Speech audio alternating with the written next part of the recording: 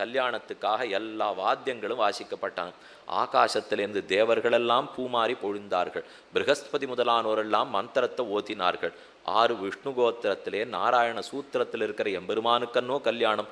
பத்மாவதி தாயாருக்கும் பெருமானுக்கும் கல்யாணமாக எம் சீதா மம சுதா சகதர்ம சரித்தவ பிரதீட்சையேனாம் பத்ரந்தே பாணிம் கிருஹீஷ்வ பாணினா என்று ஜனகன் சீதையை கைப்பிடித்து கொடுத்தா போலே, கும்பன் அப்பின்ன பிராட்டிய கல்யாணம் பண்ணி கொடுத்தா போலே, பீஷ்மகனுடைய பெண்ணான ருக்மிணி பிராட்டிய கண்ணன் மணந்தா போலே, ஆண்டாளை திருவரங்கநாதன் மணந்தா போலே இங்க பத்மாவதி தாயார பெருமானும் திருக்கல்யாணம் பண்ணி கொண்டான். கல்யாணமும் நடந்தது. அந்த சமயத்துல தான் தீய வலம் வந்து 7 அடிகள் எடுத்து வைப்பார்கள். அதுக்கு முன்னாடி திருமங்கல்ய தாரணம்னு சொல்றோம். ஆண்டாளுடைய வாரணமாயிரம் 10 பாட்டில் திருமங்கல்ய தாரணத்துக்கு பாசுரமே இல்லை. ஏன் இல்லைன்னு யோசித்தால், கைப்பிடிக்கிறது இருக்கு, தீவலம் செய்யறதுக்கு, அம்மி மிதிக்கிறதுக்கு, காப்பு நான் கட்டுறதுக்கு இருக்கு, பொறிமுகம் தட்டுறதுக்கு கூட இருக்கே தவிர திருமங்கல்ய தாரணம்னு ஒரு பாட்டே பாடலையேன்னா. ஏன்னா ரிக்வேதம் 10வது மண்டலத்தில் அதுக்கு மந்திரம் இல்லை. திருமங்கல்ய தாரணத்துக்கு வேத மந்திரம் இருந்திருந்ததுன்னா ஆழ்வார்கள்லாம் வேதம் தமிழ் செய்தவர்கள், அதை சொல்ல வந்தவர்கள் அப்படியே பாடிப்பா.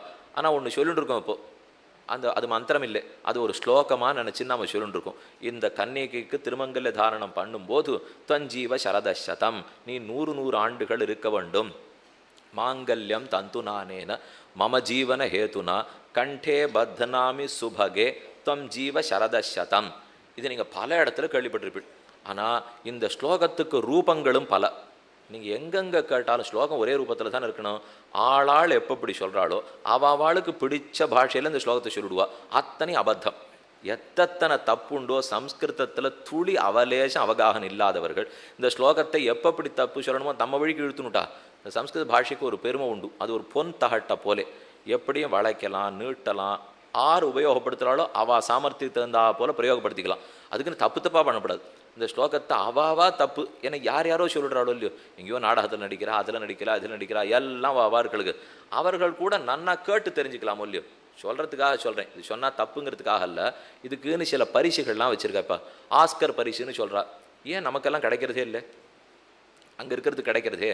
இது மேற்கத்தி படத்துக்கெல்லாம் கிடச்சுடுறதே, நம்ம படத்துக்கு கிடைக்கிறது இல்லைன்னா அவன் ஒன்னொன்னையும் பார்த்து விசாரிக்காமல் எடுக்கவே மாட்டான். இவா இந்த ஸ்லோகம் முழுக்க தப்பாகவே 50 வருஷமாக சொல்லிட்டு இருக்காளோ இல்லையோ. ஆனால் அது மேற்கத்தி படங்களை பார்த்தீங்கன்னா அவன் இந்த ஸ்லோகத்தை வைத்து படம் எடுத்தா கூட இதை தெரிஞ்சவரிடத்துல கேட்டு விஷயத்தை புரிஞ்சுட்டு ஒழுங்காக சொல்கிறவரை வச்சு தான் எடுப்பனே தவிர தப்பாக சொல்கிறவனை வச்சு அவன் எடுக்கிறதே இல்லை. அதனால தான் பரிசத்தனை அங்கேயே போயிட்டு இருக்கு. இவர்கள் தப்பாகவே இன்றைக்கி வாங்கிட்டு இருக்கா. இது சொத்து நம்பளுது, ஸ்லோகம் அவந்து இல்லை, ஸ்லோகம் நம்பளுது. ஆனால் நம்ம ஸ்லோகத்தை நம்ம தப்பாக சொல்லிட்டு இருக்கோம், யாரோ ஒருத்தர் சரியாக சொல்லிட்டு போடுறார். ஆக நம்ம இடத்துல இருக்கிறத பாதுகாக்கிறது நம்ம கடமை தானே. மாங்கல்யம் தந்து நானேன, இந்த தந்து அதாவது முடிச்சுக்களோட கூடின இந்த மாங்கல்ய கயிறை மம ஜீவன ஹேதுனா, நான் உயிரோடு இருப்பதற்கு காரணமாக இருக்கிற இந்த கயிறை உன்னுடைய கழுத்திலே கட்டுகிறேன். மம ஜீவன ஹேதுனா கண்டே பத்னாமி சுபகே, ஹே அழகியவளே, நல்ல மங்களம் படைத்தவளே, கண்டே உன் கழுத்தில், பத்னாமி கட்டுகிறேன், துவம் நீ, ஜீவ வாழ்வாய், சரதசதம் 100 ஆண்டுகள் வாழ்வாய். இது யாருக்கு ஆசீர்வாதம் பண்றாப்போ? மணமகன் திருமங்கல்ய தாரணம் பண்ணச்சே பெண்ணுக்கு ஆசீர்வாதம் பண்றார். நீ 100 ஆண்டுகள் இந்த திருமங்கல்ய சூத்திரத்தோடே வாழ்வாய். இந்த மங்கள சூத்திரம் நான் உயிரோடு இருக்கிறதுக்கு ஹேது. இப்படின்னுட்டா 3வது வாக்கியம் என்ன வரணும் தெரியுமோ? அப்போ நான் 100 ஆண்டுகள் வாழ வேண்டும். இதை தனக்கு சொல்லிக்கிறதுக்காகத்தான் அந்த பெண்ணுக்கு ஆசீர்வாதம் பண்ணுறார். கண்டே பத்னாபி சுபகே துவஞ்சீவ, ரொம்ப நல்ல எண்ணம், துவஞ்சீவ சரதசதம், நீ 100 ஆண்டுகள் நன்னா இருந்தா அதை தனியாக சொல்லியிருக்கணும் இல்லையோ. நான் இருக்கிறேங்கிறதுக்கு ஹேத்துவான மங்கள சூத்திரத்தோட நீ 100 ஆண்டுகள் இருன்னு சொன்னால் அப்போ தானே நம்ம வரவழைச்சிக்கணும். இந்த பிரதிவச்சனாத்து பிரஷ்னார்த்தா. இவர் எத்தை சொல்ல பார்த்தார் கடைசியிலே? நான் 100 ஆண்டு இருக்க வேண்டும், நீ 100 ஆண்டு இருக்க வேண்டும். எதற்கு? இருவருமாக சேர்த்து பிரம்மலோக ஜிகீஷையா, பிரம்மத்தை தெரிந்து பிரஜோத்பத்தி பண்ணி சிறந்தவர்களாக அவர்களை படைத்து அவர்களை வளர்த்து அவர்களுக்கு கைங்கரிய ஸ்ரத்தை ஏற்படுத்தி ஆத்மகுணத்தை வளர்த்து இத்தனை நன்மை நாட்டுக்கும் சமுதாயத்துக்கும் சம்பிரதாயத்துக்கும் ஏற்படுத்தணுங்கிறதுக்காக உன் கைகளை பிடிக்கிறேன். கிருப்ணாமி துவாம், உன் கைகளை பிடிக்கிறேன்.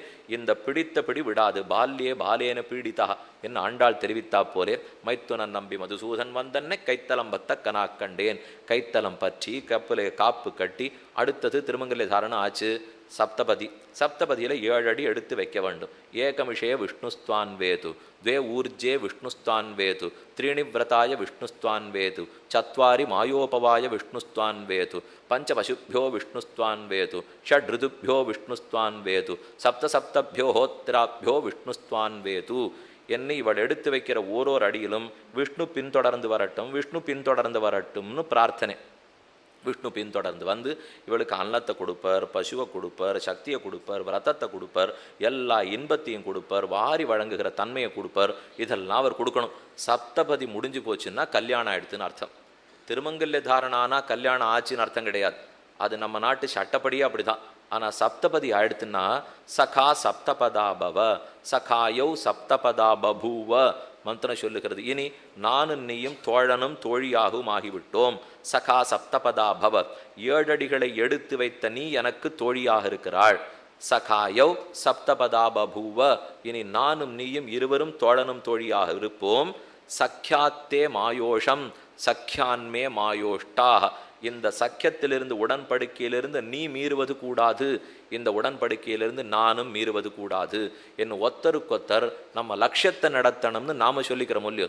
இப்போ பெருமான் பத்மாவதி தாயார திருக்கையை பிடிச்சிட்டு நாம் 2 பேரும் பிரம்மத்தை தெரிஞ்சுக்கணும்னா, இவர் தான் பிரம்மம், இவர் அவளும் சேர்ந்துட்டு இனிமே என்ன பிரம்மத்தை தெரிஞ்சுக்க போறா? ஏதோ ஒரு விரதம். என்ன விரதம்? நாம விரதம் எடுத்துக்கிறது பிரம்ம ஜானத்துக்காகனுட்டு, அவன் விரதம் எடுத்துக்கிறது நம்ம அடியார்கள் எல்லாரையும் ரட்சிப்பதற்காகனுட்டு. இனி இவர்களை ரட்சிப்பதற்கு தேவி உன் கையை பிடித்தேன் பிரதீட்ச, ஏன் நாம் பத்ரந்தே இவளை சகதர்மச்சாரிணின்னு சொல்கிறாளோ இல்லையோ. தர்மத்தின் வழி புருஷன் போகும்போது அவனுக்கு எல்லா உதவிகளும் பண்ணி தர்மத்தை வளர்ப்பதே இவளுக்கு கடமை. பெருமானுக்கு எது தர்மம்? நமக்கு தர்மம்ங்கிறது தர்ம மார்க்கத்தின்படி போர்தல். அவருக்கு தர்மம் எதுன்னா त्वत्तयेव मायाश्रुतः आनुशंस्यं परो धर्मः கிருபை கருணை தயை சர்வபூத ரக்ஷணம். இதுதான் பெருமானை பொறுத்த வரைக்கும் தர்மம். அந்த தர்மத்தில் அவனை வளர்க்கணுங்கிறதுக்காகத்தான் சீதையாக பிறக்கிறாள், ருக்மிணியாக பிறக்கிறாள், ஆண்டாளாக பிறக்கிறாள். பெருமான தர்ம மார்க்கத்தில் நடத்த விட்டுடனும் நாம் கூட இருக்க வேணுங்கிறதுக்காக பிராட்டி பிறந்தாள். அதே போலத்தான் பத்மாவதி தாயாரும் திருக்கல்யாணம் எழுந்தாள், சகதர்மச்சாரிணியாக இருந்தாள். உடனே பெருமான் ஆகாசராஜனை பிரார்த்தித்தான், திருமலையிலேயே நாம் வசிப்பதற்கு ஒரு இடத்தை கட்டும்னு சொல்ல ஆகாசராஜன் இன்னைக்கு இருக்கிற ஆஸ்தானத்தையும் நிர்மாணித்தான்.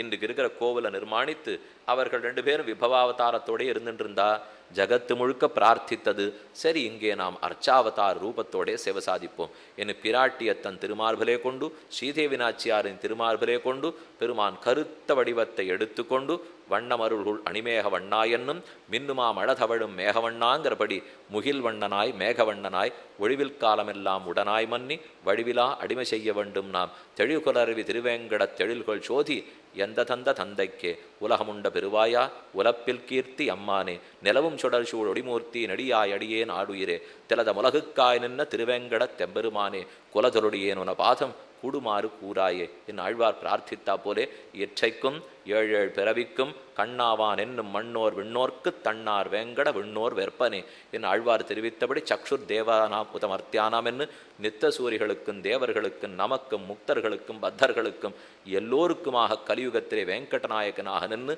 பிராட்டி தன் திருமார்பர் விட்டு ஒரு நிமிஷம் பிரியாமல் இருக்கிறான்.